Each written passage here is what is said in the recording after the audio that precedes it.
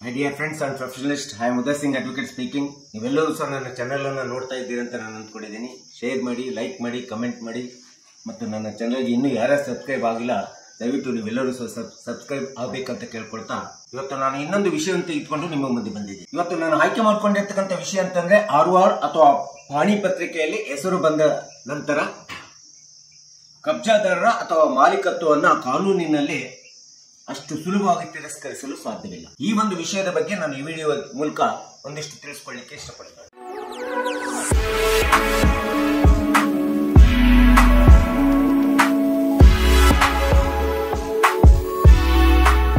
ಸಹಜವಾಗಿ ಯಾವುದೇ ಒಂದು ಇಮ್ಯೂವೇಬಲ್ ಪ್ರಾಪರ್ಟಿ ಅಂತ ಇರ್ತದೆ. ಅದು ಲ್ಯಾಂಡ್ ಇರಬಹುದು, ಹೌಸ್ ಇರಬಹುದು ಅಥವಾ ಸೈಟ್ ಇರಬಹುದು. ಇವೆಲ್ಲವುಗಳನ್ನ ರೆವಿನ್ಯೂ ಅಥಾರಿಟಿ ಒಳಗಡೆ ಸಬ್ ರಿಜಿಸ್ಟರ್ ಆಫೀಸ್ ನಲ್ಲಿ ರಿಜಿಸ್ಟರ್ ಆದ ನಂತರ ತಾಲೂಕ್ ಆಫೀಸ್ ಗಳಲ್ಲಿ ಟ್ರಾನ್ಸ್ಫರ್ ಪ್ರಾಪರ್ಟಿ ಆಕ್ಟ್ ಪ್ರಕಾರ ಸೇಲ್ ಡೀಡ್ ಮೂಲಕ, ಕಾಂಟ್ರಾಕ್ಟ್ ಮೂಲಕ ಅಥವಾ ಅಗ್ರಿಮೆಂಟ್ ಮೂಲಕ ಅಥವಾ ಪಾರ್ಟಿಷನ್ ಮೋಡ್ ಮೂಲಕ ಅಥವಾ ಗಿಫ್ಟ್ ಡೀಡ್ ಮೂಲಕ ಮಾಲೀಕತ್ವ ಅಥವಾ ಹೆಸರು ಬದಲಾವಣೆ ಮಾಡತಕ್ಕಂಥದ್ದು ಒಂದು ಪ್ರಕ್ರಿಯೆ ಸಹಜವಾಗಿ ಕಂದಾಯ ಇಲಾಖೆಯಲ್ಲಿ ನಡೀತಾ ಇದೆ.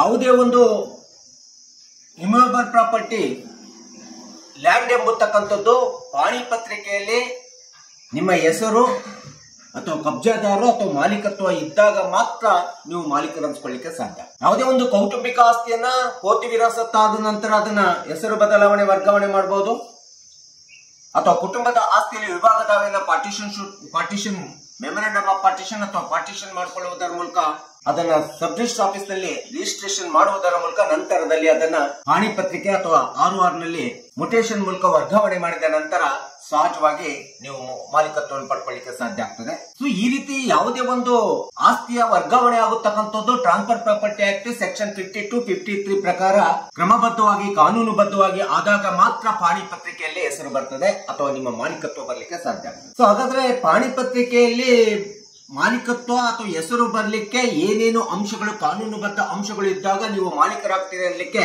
ಈ ಒಂದು ಅಂಶಗಳನ್ನ ನಾವು ನೋಡಬೇಕಾಗುತ್ತೆ. ಮೊಟ್ಟ ಮೊದಲನೇದಾಗಿ ಅದು ಪಾರ್ಟಿಷನ್ ಶೂಟ್ ಇರಬಹುದು ಅಥವಾ ಸೇಲ್ ಮೂಲಕ ಇರಬಹುದು. ಇನ್ಯಾವುದೇ ವಿಧಾನ ಪ್ರಕ್ರಿಯೆಯಲ್ಲಿ, ಕಾನೂನಿನ ವಿಧಾನ ಪ್ರಕ್ರಿಯೆಯಲ್ಲಿ ಸಬ್ ರಿಜಿಸ್ಟರ್ ಆಫೀಸ್ ನಲ್ಲಿ ನಿಮ್ಮ ಆಸ್ತಿ ರಿಜಿಸ್ಟ್ರೇಷನ್ ಆಕ್ಟ್ 1908 ಸೆಕ್ಷನ್ 17 ಪ್ರಕಾರ ಮ್ಯಾಂಡೇಟರಿ ಆಗಿದೆ. ಇದು ರಿಜಿಸ್ಟ್ರೇಷನ್ ನೋಂದಣಿ ಆಗಿರಲೇಬೇಕು. ನೋಂದಣಿ ಮಾಡಿಸತಕ್ಕಂಥದ್ದು ಕಡ್ಡಾಯವಾಗಿರ್ತದೆ. ಇದು ಒಂದು ಅತಿ ಪ್ರಮುಖವಾದಂತಹ ಅಂಶ ಆಗ್ತದೆ ಪಾಣಿ ಪತ್ರಿಕೆಯಲ್ಲಿ ನಿಮ್ಮ ಹೆಸರು ಅಥವಾ ಮಾಲೀಕತ್ವ ಕೂಡ. ಒಂದು ವೇಳೆ ಹೌಸ್ ಪ್ರಾಪರ್ಟಿ ಇತ್ತು ಅಥವಾ ಸೈಟ್ ಪ್ರಾಪರ್ಟಿ ಇತ್ತು ಅಂದ್ರೆ ಸಂಬಂಧಪಟ್ಟಂತ ಗ್ರಾಮ ಪಂಚಾಯತಿ, ಸಿಟಿ ಮುನ್ಸಿಪಾಲಿಟಿ ಒಳಗಡೆ ನೀವು ಸಬ್ ರಿಜಿಸ್ಟರ್ ಆಫೀಸ್ ನಲ್ಲಿ ನೋಂದಾಯಿಸಿದಂತ ದಾಖಲೆಯನ್ನು ತೆಗೆದುಕೊಂಡು ಹೋಗಿ ಮುಟೇಶನ್ ಮಾಡಿಸಬೇಕಾಗುತ್ತೆ. ಆ ಮುಟೇಶನ್ ಮಾಡಿಸಿದಾಗ ಮಾತ್ರ ನಿಮ್ಮ ಉತ್ತಾರ್ನಲ್ಲಿ ನಿಮ್ಮ ಹೆಸರು ಕೂಡ್ತು ಅಂದ್ರೆ ನೀವು ಕಾನೂನುಬದ್ಧವಾಗಿ ಆಸ್ತಿಯ ಮಾಲೀಕರಾಗಲಿಕ್ಕೆ ಸಾಧ್ಯ ಆಗ್ತದೆ. ಇದು ಎರಡನೇ ಒಂದು ಅಂಶ. ಕೆಲವೊಂದು ಸಂದರ್ಭದಲ್ಲಿ ನಾವು ಸಬ್ ರಿಜಿಸ್ಟರ್ ಆಫೀಸ್ ನಲ್ಲಿ ರಿಜಿಸ್ಟ್ರೇಷನ್ ಮಾಡಿಸಿರ್ತೀವಿ, ಆದ್ರೆ ಮುಟೇಶನ್ ಅರ್ಜಿ ಕೊಟ್ಟಿರ್ತೀವಿ. ಮುಟೇಶನ್ ಸಂಬಂಧಪಟ್ಟಂತ ರೆವಿನ್ಯೂ ಅಥಾರಿಟಿ ಇರಬಹುದು ಅಥವಾ CMC ಇರಬಹುದು, ಗ್ರಾಮ ಪಂಚಾಯತಿ ಇರೋದು ಮುಟೇಶನ್ ಮಾಡದೆ ಇರ್ತಕ್ಕಂಥ ಸಂದರ್ಭದೊಳಗಡೆ ನೀವು ಮಾಲೀಕರಲ್ಲ ಅಂತೇಳಿ ಕಾನೂನುಬದ್ಧವಾಗಿ ತಿರಸ್ಕರಿಸಲಿಕ್ಕೆ ಸಾಧ್ಯವಿಲ್ಲ. ಯಾಕೆಂದ್ರೆ ROR ನಲ್ಲಿ ಪಾಣಿ ಪತ್ರಿಕೆಯಲ್ಲಿ ಹೆಸರು ಮೊದಲು ಬರಬೇಕಾದ್ರೆ ಅದಕ್ಕೆ ಅತಿ ಪ್ರಮುಖವಾದಂತ ಮೂಲ ದಾಖಲಾತಿ ಅಂತಂದ್ರೆ ನಿಮ್ಮ ಆಸ್ತಿಯ ನೋಂದಣಿ ಅತಿ ಪ್ರಮುಖವಾಗಿರ್ತದೆ. ನೋಂದಣಿ ಮಾಡಿಸದೆ ಹೊರತು ನಿಮ್ಮ ಆಸ್ತಿಯನ್ನು ಮುಟೇಶನ್ ಮಾಡ್ಲಿಕ್ಕೆ ಬರೋದಿಲ್ಲ. ಅಂತ ಒಂದು ಡಾಕ್ಯುಮೆಂಟರಿ ಆಸ್ತಿ ಯಾವಾಗಲೂ ಸಹ ನೀವು ಮಾಲೀಕರಾಗಲಿಕ್ಕೆ ಸಾಧ್ಯ. ಇನ್ನು ರೆವಿನ್ಯೂ ಅಥಾರಿಟಿಯವರು ಯಾವುದೇ ಆಸ್ತಿಯನ್ನ ಒಬ್ಬ ಹೆಸರಿನ ಮಾಲೀಕತ್ವದಿಂದ ಇನ್ನೊಬ್ಬ ಹೆಸರಿನ ಮಾಲೀಕತ್ವಕ್ಕೆ ವರ್ಗಾವಣೆ ಮಾಡಬೇಕಾದ್ರೆ ಹಲವಾರು ಎರಡು ಪ್ರಮುಖವಾದಂತ ಅಂಶಗಳನ್ನು ನೋಡ್ತಾರೆ. ಅಂತ ಒಂದು ಎರಡು ಪ್ರಮುಖ ಅಂಶಗಳಂತಂದ್ರೆ registration of the concerned property documents, it is a primary evidence ಅಂತೇಳಿ, ಡಾಕ್ಯುಮೆಂಟರಿ ಎವಿಡೆನ್ಸ್ ಅಂತೇಳಿ. ದೆನ್ ಸೆಕೆಂಡರಿ ಬರ್ತಕ್ಕಂಥ ಡಾಕ್ಯುಮೆಂಟರಿ ಎವಿಡೆನ್ಸ್ ಅಂದ್ರೆ ಮುಟೇಶನ್, MR ನಂಬರ್ ಅಂತೇಳಿ ಹೇಳ್ತಾರೆ. ಈ ಎರಡು ಅಂಶಗಳನ್ನ ಒಳಗೊಂಡಂತ ಸಂದರ್ಭದೊಳಗಡೆ ಮಾತ್ರ ROR ನಲ್ಲಿ ಪಾಣಿ ಪತ್ರಿಕೆಯಲ್ಲಿ ನಿಮ್ಮ ಹೆಸರು ಬರ್ತದೆ, ನೀವು ಮಾಲೀಕರನ್ಸ್ಕೊಳ್ಳಿಕ್ಕೆ ಸಾಧ್ಯ. ಇನ್ನು ಟ್ರಾನ್ಸ್ಫರ್ ಪ್ರಾಪರ್ಟಿ ಆಕ್ಟ್ ಸೆಕ್ಷನ್ 52, 53 ಪ್ರಕಾರ ಒಬ್ಬ ಮಾಲೀಕ ತನ್ನ ಆಸ್ತಿಯನ್ನ ಸೇಲ್ ಡೀಡ್ ಮೂಲಕ ಅಥವಾ ವಿಭಾಗ ದಾವೆ ಮೂಲಕ ಇನ್ನೊಬ್ಬರಿಗೆ ಮಾರಾಟ ಮಾಡಬಹುದು ಅಥವಾ ವಿಭಾಗ ಮಾಡಿಕೊಡಬಹುದು. ಅಂತ ಸಂದರ್ಭದಲ್ಲಿ ಯಾರು ಮಾರಾಟ ಮಾಡಿರ್ತಾನೆ ಅವನ ಹಕ್ಕು ಮತ್ತು ಮಾಲೀಕತ್ವ ವರ್ಗಾವಣೆ ಆಗ್ತಾ ಇರ್ತದಲ್ಲ, ಆಗ ಅವನು ಮಾರಾಟ ಮಾಡಿದಂತವನು ತನ್ನ ಹಕ್ಕನ್ನು ಕಳೆದುಕೊಳ್ತಾನೆ. ಆಸ್ತಿಯನ್ನ ಕೊಂಡುಕೊಂಡಂತವನಿಗೆ ಆ ಒಂದು ವರ್ಗಾವಣೆ ದಾಖಲೆಗಳ ಜೊತೆಗೇನೆ ಅವನ ಹಕ್ಕು ಮತ್ತು ಮಾಲೀಕತ್ವವು ಸಹ ವರ್ಗಾವಣೆ ಆಗುತ್ತಕ್ಕಂಥದ್ದು ಟ್ರಾನ್ಸ್ಫರ್ ಪ್ರಾಪರ್ಟಿ ಆಕ್ಟಿನ ಸೆಕ್ಷನ್ ಸ್ಪಷ್ಟವಾಗಿ ಹೇಳ್ತೇವೆ, ಸೆಕ್ಷನ್ 52, 50. ಹೀಗೆ ಒಮ್ಮೆ ಪಾಣಿ ಪತ್ರಿಕೆಯಲ್ಲಿ ನಿಮ್ಮ ಹೆಸರು ನೋಂದಾಯಿಸಿ ನಿಮ್ಮ ಮಾಲೀಕತ್ವ ಬಂದು ನೀವು ಕಬ್ಜಾದಾರರಿದ್ದೀರಿ, ಅನುಭೋಗಿಸುತ್ತಾ ಇದ್ದೀರಿ ಆಸ್ತಿಯನ್ನ, ಜೊತೆಗೆ ನಿರಂತರವಾಗಿ ನಿಮ್ಮ ಹೆಸರಿನ ಮೇಲೆ ಪಟ್ಟಾ ಬುಕ್ ಬಂದಿದೆ ಮತ್ತು ಟ್ಯಾಕ್ಸ್ ಪೇಯ್ಡ್ ರೆಸಿಟ್ ಅನ್ನು ಕಟ್ತಾ ಇದ್ದೀರಿ. ಆ ಆಸ್ತಿಯನ್ನ ನೀವೇ ಪೀಸ್ಫುಲ್ ಪೊಸೆಷನ್ ಆಗಿ 12 ವರ್ಷ, 20 ವರ್ಷ, 30 ವರ್ಷ, 40 ವರ್ಷ, 50 ವರ್ಷ ನಿರಂತರವಾಗಿದ್ದಾಗ ಇಂಥ ಒಂದು ಆರ್ವಾರ್ನ ಪಾಣಿಯಲ್ಲಿ ಇರ್ತಕ್ಕಂಥ ಹೆಸರನ್ನ, ಮಾಲೀಕತ್ವವನ್ನ ಕಾನೂನುಬದ್ಧವಾಗಿ ತಿರಸ್ಕಾರ ಮಾಡಲಿಕ್ಕೆ ಸಾಧ್ಯ ಇಲ್ಲ. ಯಾಕೆ ಪಾಣಿ ಪತ್ರಿಕೆಯಲ್ಲಿ ಮಾಲೀಕತ್ವವನ್ನ ಸಮರ್ಥನೆ ಮಾಡ್ಕೊಳ್ಳಿಕ್ಕೆ ಅವಕಾಶ ಇದೆ ಅಂತಂದ್ರೆ ಲಿಮಿಟೇಷನ್ ಆಕ್ಟ್ 1963 ಪ್ರಕಾರ ಸೆಕ್ಷನ್ 64 ಮತ್ತು 65 ಸ್ಪಷ್ಟವಾಗಿ ಹೇಳ್ತಾ ಇದ್ದಾವೆ. ಸರ್ಕಾರದಿಂದ ಶಾಂಕ್ಷನ್ ಆಗಿರ್ತಕ್ಕಂಥ ಭೂಮಿಯನ್ನ ನಿರಂತರವಾಗಿ 30 ವರ್ಷಗಳ ವರೆಗೆ ನೀವೇ ಸಾಗುವಳಿ ಮಾಡ್ತಿದ್ದು, ನಿರಂತರವಾಗಿ ಆ ಸಾಗುವಳಿ ಮುಂದುವರ್ಸ್ಕೊಂಡು ಹೋಗಿದ್ರು ಅಂದ್ರೆ 30 ವರ್ಷಗಳ ಮೇಲ್ಪಟ್ಟು ಮುಂದುವರ್ಸ್ಕೊಂಡು ಹೋಗಿದ್ರೆ ಅಂತ ಒಂದು ಪಾಣಿ ಪತ್ರಿಕೆ ಒಳಗಡೆ ನಿಮ್ಮ ಕಬ್ಜಾದಾರರಿದ್ದೀರಿ, ನಿಮ್ಮ ಹೆಸರು ನೀವೇ ಕಬ್ಜಾದಾರರು, ನೀವೇ ಮಾಲೀಕರೆಂಬತಕ್ಕಂಥ ಒಂದು ಪಾಣಿ ಪತ್ರಿಕೆಯಲ್ಲಿ ನಿಮ್ಮ ಹೆಸರು ಬಂದಂತ ಸಂದರ್ಭದಲ್ಲಿ ಅದನ್ನ ಕಾನೂನುಬದ್ಧವಾಗಿ ತಿರಸ್ಕರಿಸಲಿಕ್ಕೆ ಸಾಧ್ಯನೇ ಇಲ್ಲ.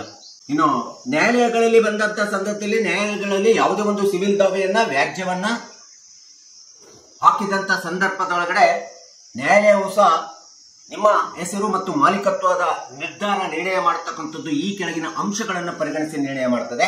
ಅಂತ ಒಂದು ಅಂಶಗಳಂತಂದ್ರೆ ನಾನು ಈಗಾಗಲೇ ಹೇಳಿದ ಪ್ರಕಾರ ಮೊಟ್ಟ ಮೊದಲನೇದಾಗಿ ನಿಮ್ಮ ಆಸ್ತಿ ಸಬ್ ರಿಜಿಸ್ಟರ್ ಆಫೀಸ್ ನಲ್ಲಿ ರಿಜಿಸ್ಟ್ರೇಷನ್ ಆಕ್ಟ್ 1908 ಸೆಕ್ಷನ್ 17 ಪ್ರಕಾರ ಕಡ್ಡಾಯವಾಗಿ ನೋಂದಣಿ ಆಗಿರಬೇಕು.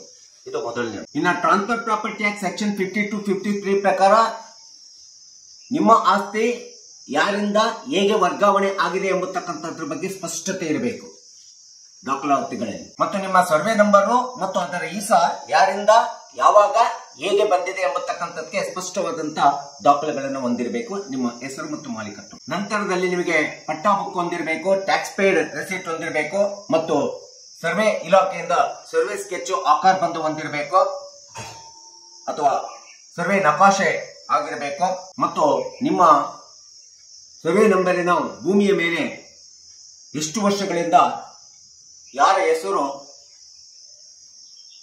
ಯಾರು ಕಬ್ಜಾದಾರರಿದ್ದಾರೆ, ಮಾಲೀಕತ್ವ ಯಾರ ಹೆಸರ ಮೇಲಿದೆ, ಎಷ್ಟು ವರ್ಷಗಳಿಂದ ಭೂಮಿಯನ್ನು ನೀವು ಅನುಭವಿಸ್ತಾ ಇದ್ದೀರಿ ಎಂಬುದ್ರ ಬಗ್ಗೆ ಸ್ಪಷ್ಟವಾಗಿ ಇದ್ದಾಗ ನೀವು ಮಾಲೀಕರಾಗಲಿಕ್ಕೆ ಸಾಧ್ಯ. ಇನ್ನು ನ್ಯಾಯಾಲಯದಲ್ಲಿ ಯಾವುದೇ ಒಂದು ಸಿವಿಲ್ ದಾವೆ ನೋಡಬೇಕಾದ್ರೆ ಮೂಲಭೂತವಾಗಿ ಪಾಣಿ ಪತ್ರಿಕೆಯಲ್ಲಿ ಇರ್ತಕ್ಕಂಥ ಹೆಸರು ಮತ್ತು ಮಾಲೀಕತ್ವದ ಆಧಾರವನ್ನು ಅನುಸರಿಸಿ ಈ ಎಲ್ಲ ಒಂದು ಸಾಕ್ಷ್ಯಾಧಾರಗಳು, ಕಾನೂನುಬದ್ಧವಾದಂತಹ ಸಾಕ್ಷ್ಯಾಧಾರಗಳ ಆಧಾರವನ್ನು ಅನುಸರಿಸಿ ಅಂತಿಮವಾಗಿ